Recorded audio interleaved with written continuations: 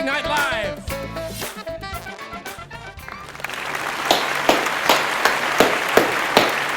I am so excited to be here tonight for us all to be together. Yes, who is with me? We have a great show tonight. You're going to hear about our efforts to drive growth, plan for the future, and orchestrate a massive staffing effort. I have got the best team with me, and tonight you will hear from Tony, Shannon, and Kisa live. Yes, they are in his house. Before we get into the show, let me give you some context. FY19 was a record year for education. Record revenue, record profit, and a huge new business year. Then the storm hit, the period of time that none of us want to think about or ever relive. 18 months later, we were finally ready to reopen, which required us to have an additional 30,000 employees. Wait, who is that in the back? Who is that? Lacrone, quiet down. Man, does that guy ever stop talking? Jeez. Anyhow, the cyclical nature of education is always hard with hiring in the summer and trying to get everyone to start within the same 3 to 4 week period. It is all condensed and it is a sprint every year. But we have never had anything this big, which would be challenging enough on its own. But there were many things out of our control that made it even harder. Competing with an all-time high in job openings across the US, 5 million more jobs than there are people unemployed. How are we going to do this? Wages rising at a record pace, with hospitality jobs leading the way with a 23% increase. Luckily, things are returning to normal. Or not.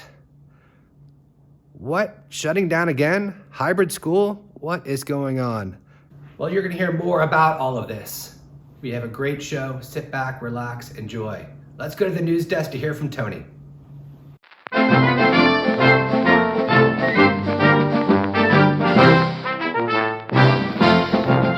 Thanks, Ryan. With headwinds coming together into the perfect storm, what did we do in education? Well, we broke it into 3 categories: process, people, technology. So for example, what was the forecast of people we needed to open and stay open at schools and campuses? Factors included how many accounts were open, dining halls, were they retail stores, were they Chick-fil-A's? Could we count on student workers? Were we fully or partially open? What was the unemployment in the area? Were they still getting benefits? Were unions involved? So we started with, in our forecasting, reviewing market data on where we stand versus food companies and other entry-level roles like Amazon, who is killing all of us. We're also reviewing school and account turnover versus the sector, reviewing change in headcount by role from pre-COVID versus current, in other words, vacancy, and which accounts were our highest vacancy rates and highest turnover accounts. Looking at those and saying to talent acquisition, look, we need your help with AppCast on these particular accounts to get them front and center. We then came up with an account-by-account plan on how to get labor in and keep them. Some of the initiatives we came up with include hiring bonuses, retention bonuses, rest and recovery days where associates took extra days off and reviewed trends on what was working and what wasn't. So, for example, was it better to keep a retention bonus after 60 days or 90 days? And we did find that our turnover was diminishing as we put those bonuses out there. We also did things like covering transportation expenses such as parking, transit, bus, train, etc. Oh, don't forget, we also had to take into account labor relations. Don't forget about the strike threat that happened in the Midwest in the fall of last year and had to mobilize almost 5,200 people within 48 hours from within Compass and externally just to stand by in Chicago awaiting a potential strike that we were able to avert. So, Shannon, how did that translate to people? So, Nikki, how did the interview go today? Not so well. I asked the candidate why he left his last job. And? He said, and I quote, "They moved the company office and forgot to tell me where." All right. In other news, staffing continues to be a concern for most CEOs and cited as a barrier to grow faster. New businesses demanding anywhere from 2 to 15 unit directors to start up new accounts. This has been a theme that the education sector has seen over the last 12 months. And while the growth is appreciated, the growing pains are real. The good news is that everyone in the education sector has programs to develop ready now talent for new business promotions, retirement, and general turnover. Let's take a look at what has made the education sector fill salary management positions. First, we have the AMP program.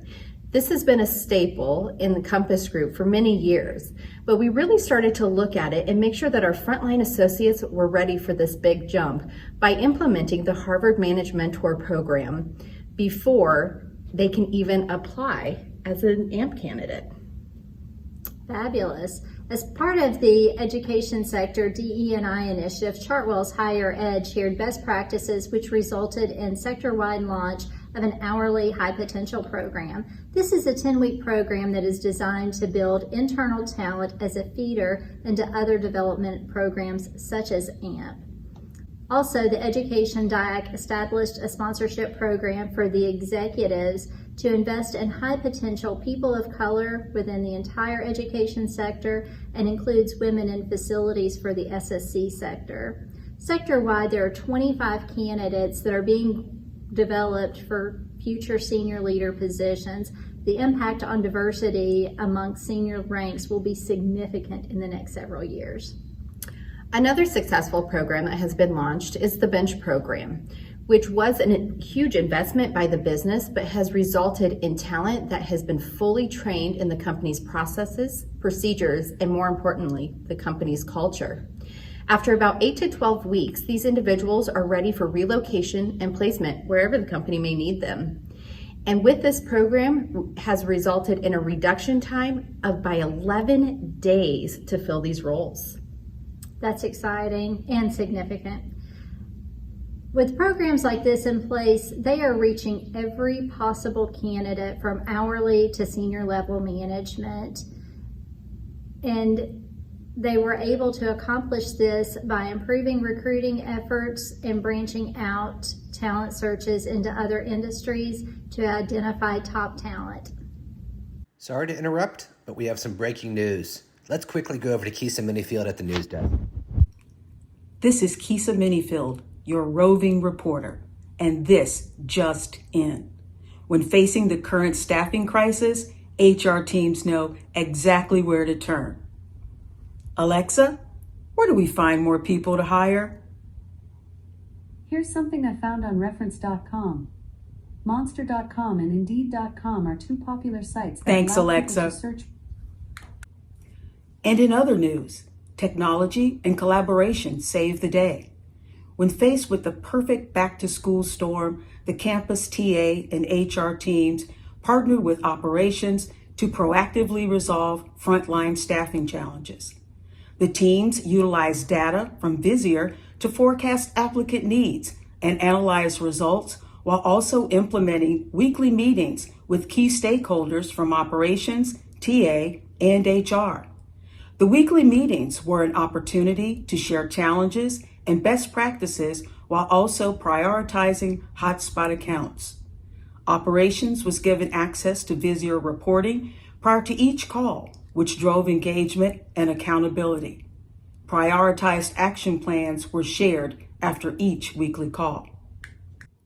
The Visier reports allowed the operators to see in real time what positions were open, the age of the requisition, and the status of applicants, while the weekly meetings created the opportunity for on-the-spot problem solving and identified the need for additional tools. As a result of the weekly discussions and prioritized action plans, the team created online flyers that could easily be posted on any social media site, QR codes that could be used in place of any job link, business cards that could be handed out in the community, and a hiring manager's toolkit that included step-by-step instructions to work through the hiring process from start to finish. In addition, The teams were able to share best practices from around the country. TA was critical in listening to the feedback and assisting with new ideas and solutions. One of these was utilizing the Indeed platform for pay analysis and to data mine potential candidates that were then invited to apply for open positions. The team realized that a barrier for applicants was the length of time it took to complete an application online. Using technology, the TA team was able to shorten the application and make it more mobile friendly with texting capabilities, which provided a much quicker turnaround for all applicants. This increased the volume of applicants across the board. Other tools such as video interviews and virtual job fairs were also introduced. These tools were invaluable during COVID as they gave the hiring manager the ability to have limited contact with applicants until they were ready to hire them.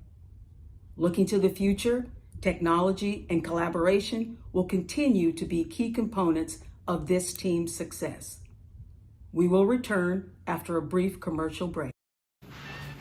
All right, that about wraps up the show for this evening. I hope you enjoyed the show, learned something, and had a few laughs along the way. Oh yeah, education did hit its goals. We filled those 30,000 jobs and hit all KPIs across the board. We also drove a bunch of integration across the functional areas of HR, which we are very proud of. Like I said, I have the best team. Everyone, have a great evening, and thanks for watching.